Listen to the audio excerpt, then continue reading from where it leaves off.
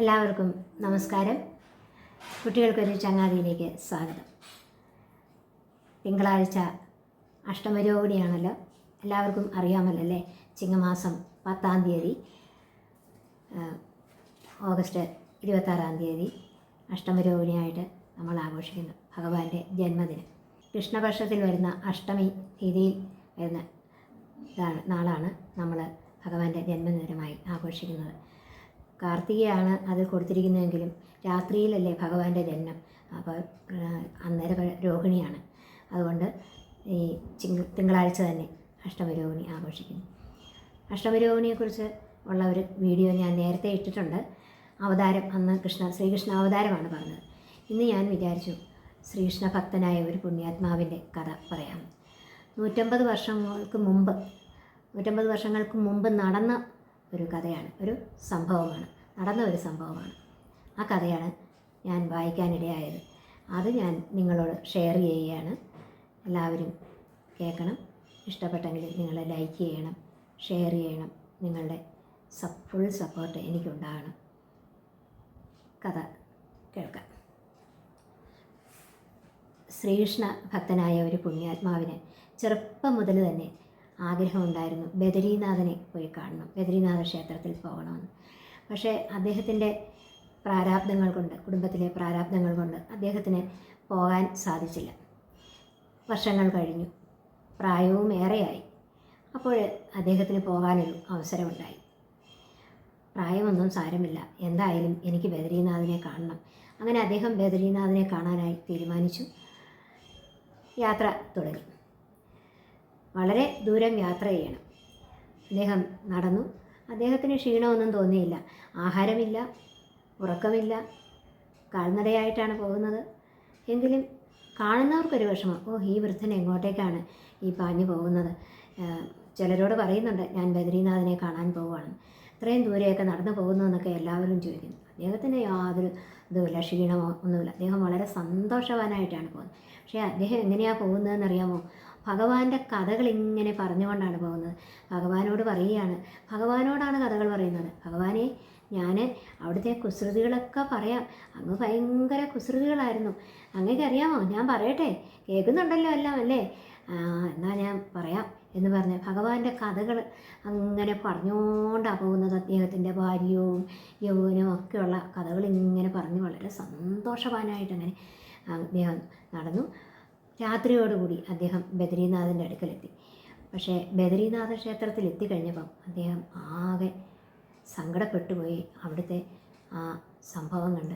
കാരണം പൂജാരി ക്ഷേത്രനട അടച്ച് പുറത്തേക്ക് ഇറങ്ങിക്കഴിഞ്ഞു. രാത്രിയിൽ ക്ഷേത്രനടയൊക്കെ അടച്ച് പൂജാരി പുറത്തോട്ട് ഇറങ്ങിക്കഴിഞ്ഞു.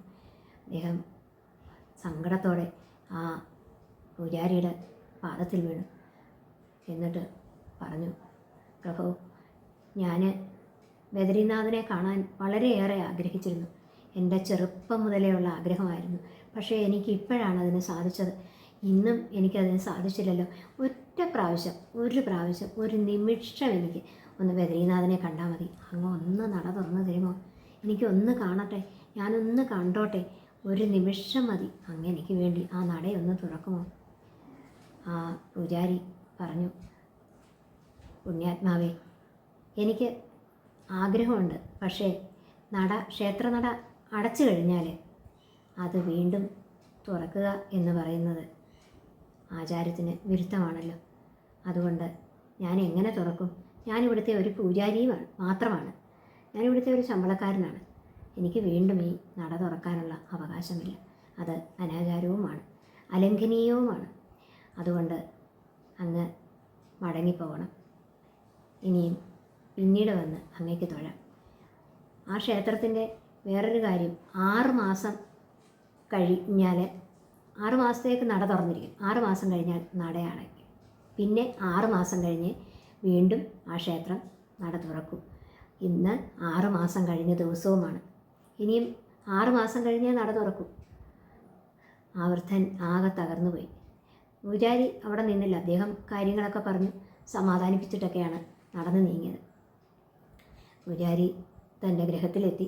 അപ്പോഴാണ് അദ്ദേഹത്തിന് ഓർമ്മ വന്നത്, കഷ്ടം, ഞാൻ ആ വൃദ്ധനെ അവിടെ നിർത്തിയിട്ട് പോന്നല്ലോ. അദ്ദേഹം ഈ രാത്രിയിൽ എവിടെ പോകും? ഇനിയും 6 മാസം കഴിഞ്ഞല്ലേ നട തുറക്കൂ. അദ്ദേഹത്തിനെ കൂടെ കൂട്ടിക്കൊണ്ട് വരാമായിരുന്നു.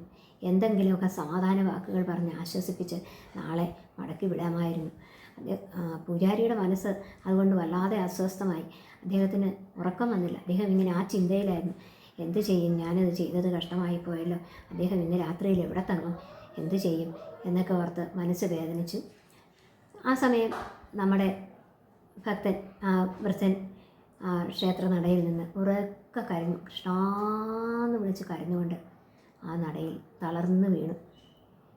അപ്പോഴേക്കും ഒരു ആട്ടിടയൻ ഓടി വന്നു. വേഗം വന്ന് ആ വൃദ്ധനെ താങ്ങി എഴുന്നേൽപ്പിച്ചു. എന്നിട്ട് പറഞ്ഞു, അങ്ങേക്ക് എൻ്റെ ഗൃഹത്തിലോട്ട് വരാം, എൻ്റെ ഗുഹയിലോട്ട് വരാം. ഞാനൊരു ഗുഹയിലാണ് താമസിക്കുന്നത്. ഞാനൊരു ആട്ടിടയനാണ്. ഇവിടെ അടുത്ത് തന്നെയാണ്. അദ്ദേഹത്തെ കൊണ്ടുപോയി ആ ഗുഹയിൽ കൊണ്ടുപോയി അവിടെ ഇരുത്തി അദ്ദേഹത്തിൻ്റെ കാലും കയ്യും മുഖമൊക്കെ കഴുകിച്ചു. ക്ഷീണമൊക്കെ മാറി. അങ്ങ് ഈ വെള്ളമൊക്കെ കുടിച്ചോളൂ, അങ്ങയുടെ ക്ഷീണമൊക്കെ മാറും എന്ന് പറഞ്ഞ് കുറച്ച് വെള്ളമൊക്കെ കുടിക്കാൻ കൊടുത്തു. എന്നിട്ട് പറഞ്ഞു, അങ്ങ് എന്താ ഈ സമയത്ത് വന്നത്? നട അടച്ചില്ലേ? ഇനി 6 മാസം കഴിഞ്ഞില്ലേ തുറക്കൂ എന്ന് പറഞ്ഞു. 6 മാസം കഴിഞ്ഞില്ലേ തുറക്കൂ എന്ന് പറഞ്ഞപ്പോൾ അങ്ങ് സങ്കടപ്പെട്ടു. ഞാൻ വന്നപ്പോഴത്തേക്കും നട അടച്ചു പോയി. ഇനി 6 മാസം കഴിഞ്ഞില്ലേ, എനിക്കിനിയും കാണാൻ പറ്റുമെന്ന് തോന്നുന്നില്ല. ഞാൻ എന്തു ചെയ്യും എന്നൊക്കെ പറഞ്ഞ് സങ്കടപ്പെട്ടപ്പം ആട്ടിടയൻ പറഞ്ഞു, അങ്ങ് വിഷമിക്കണ്ട. പൂജാരി വളരെ ദയാലുവാണ്.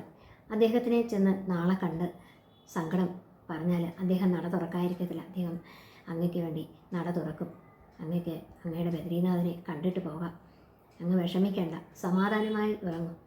കുഞ്ഞേ, നീ പറയുന്നത് കേട്ടിട്ട് കൃഷ്ണൻ എൻ്റെ അടുക്ക പറയുന്ന പോലെ എനിക്ക് തോന്നുന്നു. കൃഷ്ണൻ പറയുന്നത് പോലെ എനിക്ക് തോന്നി കുഞ്ഞ് പറയുന്നത് കേട്ടിട്ട്. ഉടനെ ഈ ആട്ടിടയൻ ചോദിച്ചു, കൃഷ്ണനോ? അതാരാ? അങ്ങയുടെ മകനാണോ? അല്ല, കൃഷ്ണനെ അറിയത്തില്ലേ? ഇല്ല. കൃഷ്ണൻ നമ്മുടെ എല്ലാം നാഥനാണ്. എല്ലാവരുടെയും നാഥനായ കൃഷ്ണൻ. ആ കൃഷ്ണൻ്റെ ലീലകൾ അത്ഭുത ലീലകളാണ്. എത്ര സുന്ദരമാണ് അദ്ദേഹത്തിൻ്റെ കഥകൾ കേൾക്കാമെന്നറിയാം. അദ്ദേഹത്തിൻ്റെ കുട്ടിക്കാല കഥകൾ, അദ്ദേഹത്തിൻ്റെ കുസൃതികൾ എല്ലാം. ഞാനിതൊന്നും കേട്ടിട്ടില്ല സ്വാമി. എനിക്കിതൊന്നും കേൾക്കാൻ ആര് പറഞ്ഞു തരാനാ? ഈ കാട്ടിൽ കഴിയുന്ന ആട്ടിടയൻ ആരാണ് ഇതൊക്കെ പറഞ്ഞു തരുന്നത്? അങ്ങേക്ക് വിരോധമില്ലെങ്കിൽ ഞാൻ അങ്ങേക്ക് ഉറക്കം വരുമ്പോഴും അങ്ങേ കഥകൾ എനിക്ക് പറഞ്ഞു തരുമോ? ഞാനും കേൾക്കാൻ തയ്യാറാണ്. എനിക്കും ഉറക്കം വരുന്നില്ല എന്ന് പറഞ്ഞു. അതിനെന്താ, പറയാമല്ലോ. വൃദ്ധന് വളരെ സന്തോഷമാണ്. എപ്പോഴും കഥകൾ പറഞ്ഞുകൊണ്ടല്ലേ നടക്കുന്നത്. അതുകൊണ്ട് ഭഗവാന്റെ കഥകൾ അങ്ങനെ ഈ ആട്ടിടയനോട് പറഞ്ഞുകൊണ്ടേയിരിക്കുകയാണ്. ആട്ടിടയനോ ആ കഥകളിൽ എങ്ങനെ ലയിച്ചിരിക്കുക. വൃദ്ധൻ നോക്കിയപ്പം ആട്ടിടയൻ കൃഷ്ണനെ പോലെ ഇരിക്കുന്നു. ആ കഥകളിലങ്ങനെ ലയിച്ച് തൻ്റെ കുസൃതികളെല്ലാം പറയുന്നത് കേട്ട് സന്തോഷിച്ചിരിക്കുന്ന ഒരു കൃഷ്ണനെ പോലെയാണ് ആട്ടിടയന് തോന്നിയത്. അല്ല, ആ വൃദ്ധന് തോന്നിയത് ആട്ടിടയന്. ആ വൃദ്ധനും ആനന്ദസാഗരത്തിൽ ആറാടുകയാണ്. ഭഗവാന്റെ കഥകളെങ്ങനെ പറയുന്നു. തൻ്റെ മുമ്പിൽ അതാ കൃഷ്ണൻ വന്നിരിക്കുന്നത് പോലെ ആട്ടിടയൻ അതിൽ മുഴുകിയിരിക്കുന്നു. അങ്ങനെ ആനന്ദസാഗരത്തിൽ ആറാടിയിരുന്ന് അവർ നേരം വെളുപ്പിച്ചു കഥകൾ പറഞ്ഞു. നേരം വെളുത്തപ്പോൾ ആട്ടിടയൻ പറഞ്ഞു, അങ്ങ് ക്ഷേത്രത്തിൽ കയറി ഒന്ന് പോയി നോക്കൂ. ആ പൂജാരിയെ കണ്ട് ഒന്ന് സങ്കടം പറഞ്ഞു നോക്കൂ. അദ്ദേഹം ചിലപ്പം അങ്ങേക്ക് വേണ്ടി നട തുറന്നു തരുമായിരിക്കും എന്ന് പറഞ്ഞു. വേഗം കയ്യും കാലും മുഖമൊക്കെ കഴുകി വെള്ളമൊക്കെ കുടിച്ച് തന്നെ പറഞ്ഞു അവിടെ അങ്ങ് പോയി കുളിച്ച്, അരുവിയുണ്ട്, ആ അരുവിയിൽ പോയി കുളിച്ചിട്ട് അങ്ങേക്ക് ക്ഷേത്രത്തിൽ പോകാം. ഞാനും ആടുകളെ മേയ്ക്കാനായി പോവുകയാണ് എന്ന് പറഞ്ഞ് ആട്ടിടയൻ പോയി. വൃദ്ധൻ കുളിയൊക്കെ കഴിഞ്ഞ് ക്ഷേത്രത്തിലെത്തി അവിടെ തൊഴാമെന്ന് വെച്ച് വരികയാണ്. ക്ഷേത്രം തുറന്നിട്ടുണ്ടോ എന്നൊന്നും അറിയത്തില്ലല്ലോ. ആട്ടിടയൻ പറഞ്ഞ വിവരം വെച്ച് വന്നതാണ്. അതാ വന്നപ്പോൾ നട തുറന്നിരിക്കുന്നു. അത്ഭുതം തോന്നി അദ്ദേഹത്തിന്. 6 മാസം കഴിഞ്ഞേ നട തുറക്കുമെന്ന് പറഞ്ഞു. പൂജാരിയെ കാണാൻ പറ്റുമോ? കണ്ടാലൊന്ന് സങ്കടം പറയാം എന്നൊക്കെ വെച്ച് ആ ആട്ടിടയൻ പറഞ്ഞത് വെച്ചൊന്ന് വന്ന് നോക്കിയിട്ട് പോകാം എന്ന് കരുതിയതാണ്. അപ്പോഴിതാ നട തുറന്നിരിക്കുന്നു. ഭഗവാന്റെ അത്ഭുതം. അദ്ദേഹം ആ നടയിൽ സാഷ്ടാംഗം നമസ്കരിച്ചിട്ട് അവിടെ ഇരുന്ന് കണ്ണടച്ചെങ്ങനെ ആ ഭഗവാനെ എങ്ങനെ കണ്ടുകൊണ്ടിരിക്കുക. കുറേ നേരം കഴിഞ്ഞാൽ അദ്ദേഹം അതിൽ നിന്ന് ഉണർന്നപ്പോഴേ പൂജാരിയെ കണ്ടു. ആ പൂജാരി തനിക്ക് വേണ്ടി നട തുറന്നില്ലേ? അദ്ദേഹത്തിൻ്റെ പാദങ്ങളിൽ ഒരു നമസ്കാരം ചെയ്യണം എന്ന് തോന്നി. അവിടെ നിന്ന് എഴുന്നേറ്റ വൃദ്ധൻ ആ പൂജാരിയുടെ പാദത്തിൽ നമസ്കരിച്ചു. പൂജാരി അത്ഭുതപ്പെട്ടു. ഈ വൃദ്ധൻ പോയില്ലേ? 6 മാസം ഇദ്ദേഹം എവിടെയായിരുന്നു? പൂജാരി പറഞ്ഞു, അങ്ങ് ഇതുവരെ മടങ്ങിപ്പോയില്ലേ? ഈ 6 മാസക്കാലം അങ്ങ് എവിടെയായിരുന്നു? അങ്ങ് കൃത്യം നട തുറന്ന ദിവസം തന്നെ അങ്ങ് എത്തിയല്ലോ എന്നൊക്കെ പറഞ്ഞു. അങ്ങ് ഈ തണുപ്പത്ത് എവിടെയായിരുന്നു അങ്ങ്? ഞാൻ ഇന്നലെയല്ലേ വന്നിട്ട് പോയത്? ഇന്നലെ വന്നപ്പോഴല്ലേ നട അടച്ചിട്ട് പോയി എന്നോട് നട തുറക്കില്ല എന്നൊക്കെ പറഞ്ഞത്. ഇന്ന് ഞാൻ വന്നതാണ്, ഒന്ന് കാണുമോ, നട തുറന്നിട്ടുണ്ടോ എന്നൊക്കെ വെച്ച്. അദ്ദേഹം ചോദിച്ചു, എനിക്ക് അങ്ങ് പറയുന്ന ഒന്നും മനസ്സിലാകുന്നില്ലല്ലോ, പൂജാരി പറഞ്ഞു. അപ്പോൾ ഈ വൃദ്ധൻ പറഞ്ഞു, ഇന്നലെ ഞാൻ വല്ലാതെ സങ്കടപ്പെട്ടു, ഇവിടെ തളർന്നു വീണു.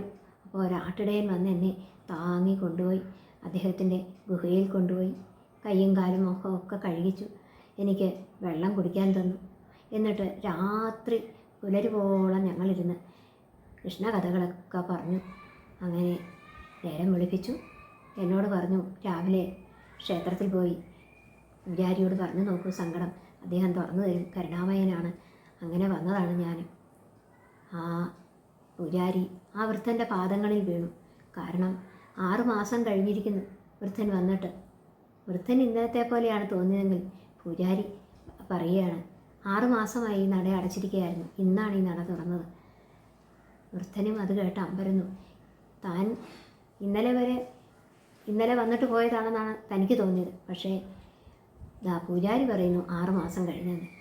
നോക്കൂ, ആ ഭഗവാനോടുള്ള ഭക്തി, ആ ഭഗവാനോടുള്ള ആ നിഷ്കാമമായ ഭക്തി, എല്ലാം ഭഗവാനിൽ സമർപ്പിച്ച് ആ ഭക്തിക്ക് മുന്നിൽ കാലദേശങ്ങൾക്കും സ്ഥാനമില്ല എന്ന് മനസ്സിലായില്ലേ?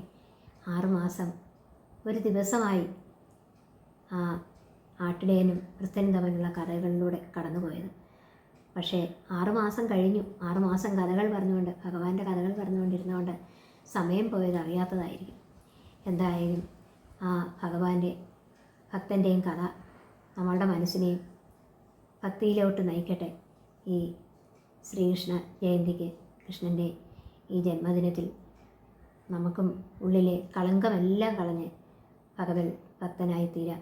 അതിനുവേണ്ടി നമുക്ക് ഇപ്പോഴേ പരിശ്രമിച്ചാൽ ഏതായാലും നമുക്ക് ഭഗവാൻ, എത്ര ജന്മങ്ങൾ കഴിഞ്ഞിട്ടാണെങ്കിലും നമുക്ക് ഭഗവാനിൽ എത്തിച്ചേരാൻ കഴിയും.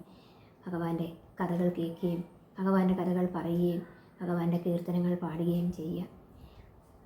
ഈ അഷ്ടമിരോഹിണി ദിനത്തിൽ നമ്മൾക്കും ഭഗവാന്റെ കഥകളും പാട്ടുകളുമൊക്കെ കേട്ട് പാടിയും കീർത്തനങ്ങൾ ചൊല്ലിയും ശ്രീകൃഷ്ണ പാദത്തിൽ സമർപ്പിക്കാം. എല്ലാവർക്കും ഭഗവാൻ അനുഗ്രഹം ചൊരിയട്ടെ. അഷ്ടമിരോഹിണി ആശംസകൾ നേരുന്നു. നമസ്കാരം. വീണ്ടും ഒരു കഥയുമായി ഞാൻ ഉടനെ എത്തുന്നതാണ്.